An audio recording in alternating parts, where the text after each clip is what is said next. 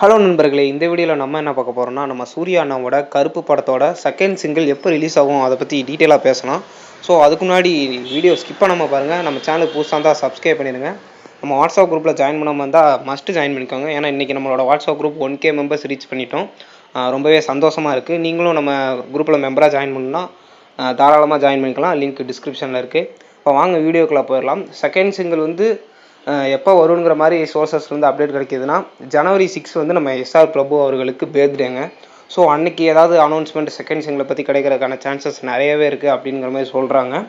But அன்னைக்கு கொடுப்பாங்களாங்கிறது ஒரு சில டவுட்டும் இருக்குது.